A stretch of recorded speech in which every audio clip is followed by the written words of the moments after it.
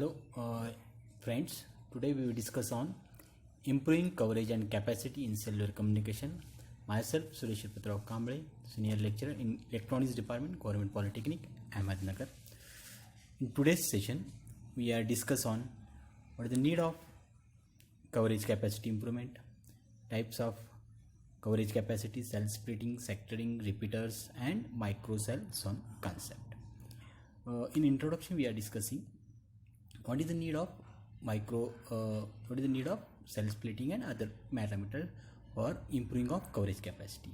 Wireless service increases, the number of channels assigned to a cell eventually becomes insufficient to support the required number of users.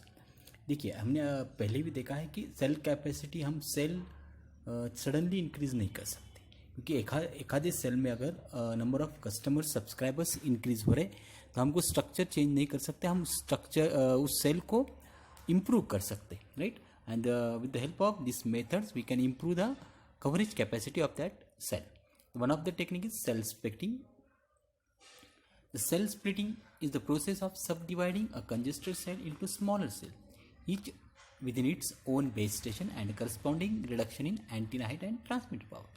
Means what? We can split the one of the original cell into some micro cells, and similarly we can maintain the height of the antenna with transmitter power. Okay, with the help of cell splitting we can improve the capacity of a cellular system, since it increases the number of times that channels are reused. Okay, by defining new cells which have smaller radius than the original cells, by installing these smaller cells between the existing cell, capacity increases due to the additional number of channels per unit area. No doubt the capacity of that cell will be increases because the number of channels per unit area are increased, because new microcells are situated in that, created in that original cell.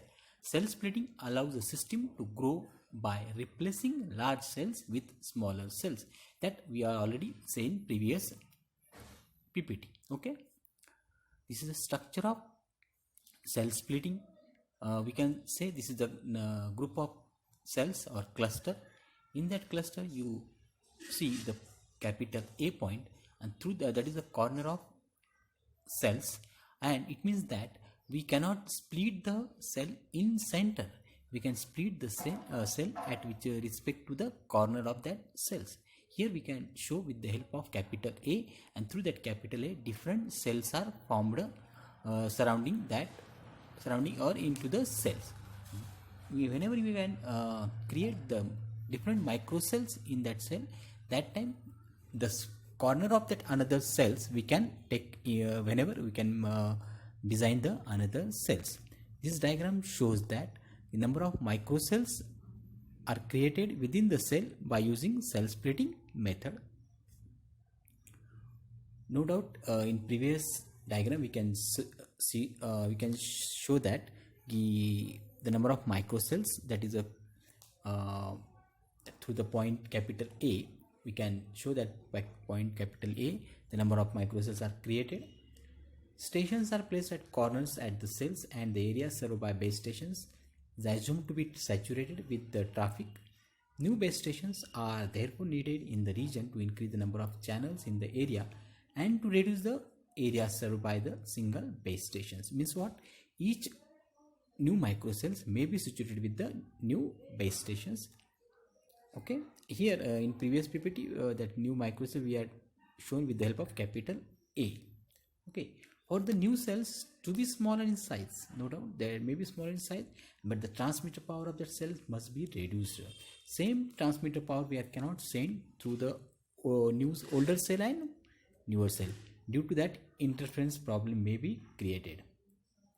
Okay, and this is necessary to ensure that the frequency use plan for the new microcell behave exactly as the for the original cells. जो भी frequency plan उसको पहले से allot किया है उसके older cell को same frequency plan new cells को भी अलॉटेड किया जाएगा. This is all about the cell splitting technique. With the help of the cell splitting number of microcells will be designed. Some more difficulties are creating whenever we are create new microcells. That means sometimes the area of that cells may be different due to the actual area of that older cell. it means that all cells are not in same size, may be different. In such situations, special care must be taken to keep the same distance or safe distance between the co-channel cells at the required minimum, and hence the channel assignment becomes more complicated due to this in cell splitting. With the help of this small figure, we can again describe the cell splitting. Here we are shown that cell structure in a circular manner, but in practical it is in hexagonal shapes. Okay, here we can see that original cells are circular, and in between that cell different cells are created. In figure A we are shown that these are dotted are microcells and the continuous line circle are original cell, but in figure A the problems will be occurred due to the co-channel. In figure B we are shown that is the actual microcell will be designed with the help of splitting of the cell splitting techniques. In that figure B we can say that number of 6 or 7 cells we can design creating with the help of original cells. The new cell radius are we can find out that new cell radius by dividing the older radius. Okay, and the new cell area we can calculate by dividing the old cell area by dividing 4, and similarly that new traffic load of that new cell will be 4 times increased with the previously older cell.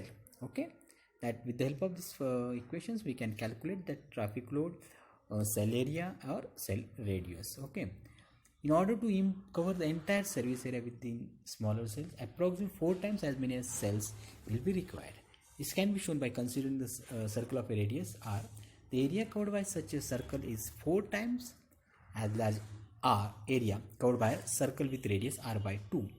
Due to cell splitting, number of handoff are increased. That is one of, we can say that is one of the drawback or disadvantage of cell splitting.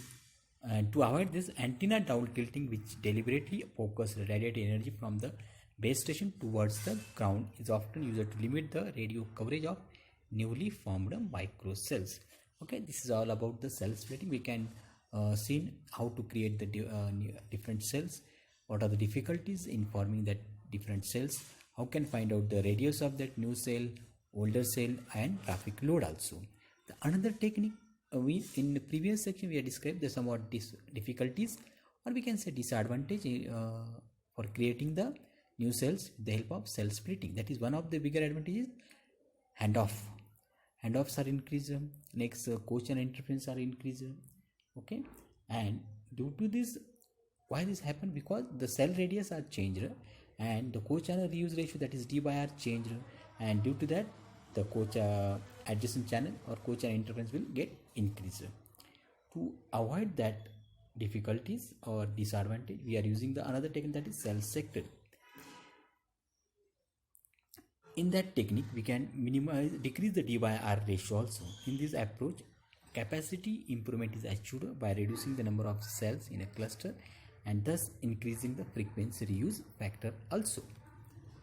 However, in order to do this, it is necessary to reduce the relative interference without decreasing the transmit power.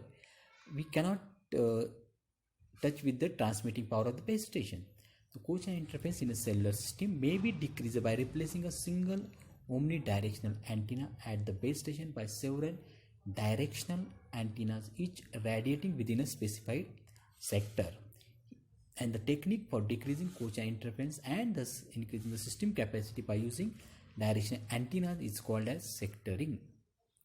The factor by which the co-channel interference is reduced depends upon the amount of sectoring used. A cell is normally partitioned into three parts, that is 120 degree sectors or 60 degree sectors, as shown in next PPTs.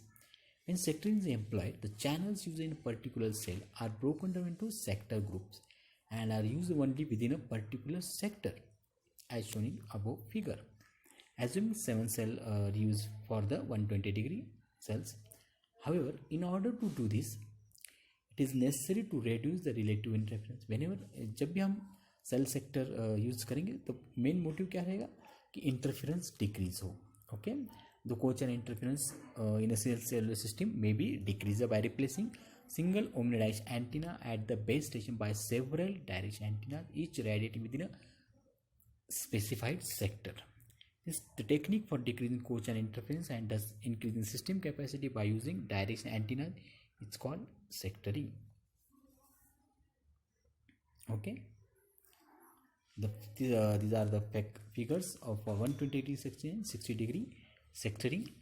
With the help of 120 degree sectoring, that is figure A, shows that 3 sectors are formed within the cell, and with the help of 60 degree sectoring, we can form 60 sectors, or we can say 60 partitions in an original older cell, and each sectors are formed with the particular antenna.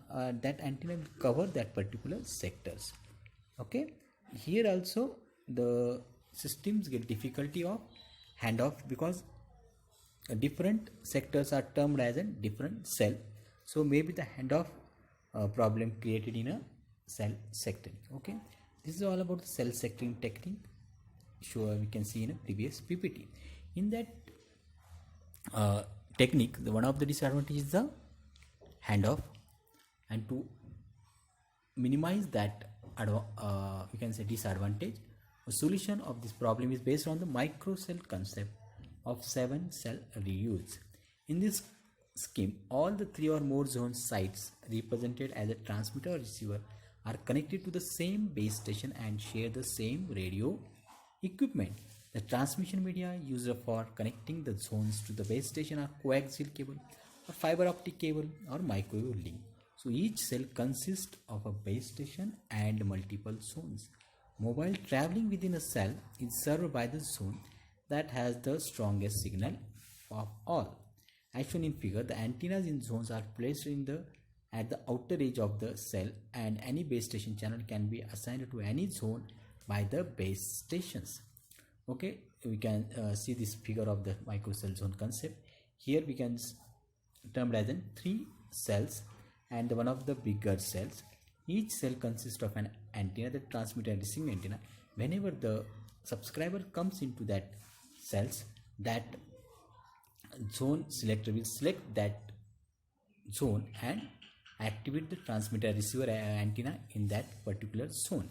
If the subscriber is apart from that zone, apart from the internal cell, then the outer cell will be radiate, that is through the base station, for that subscriber for transmitting and receiving the cells. It means that here the main part is the zone selector. Zone automatically select the frequency of that particular subscriber and providing the signals from that cells. Okay, here no need for the handoff will be required, because every time zone will be select that particular zone and providing the transmitting and receiving signal through the base stations. Okay, so this is the good technique for the improving of capacity as compared to cell splitting and cell sectoring. This will avoid handoff. The base station will just switch the channel to the appropriate zone site. Thus, a given channel is being used only in particular zone in which the mobile is traveling. So the base station radiation is localized. This will reduce the interference.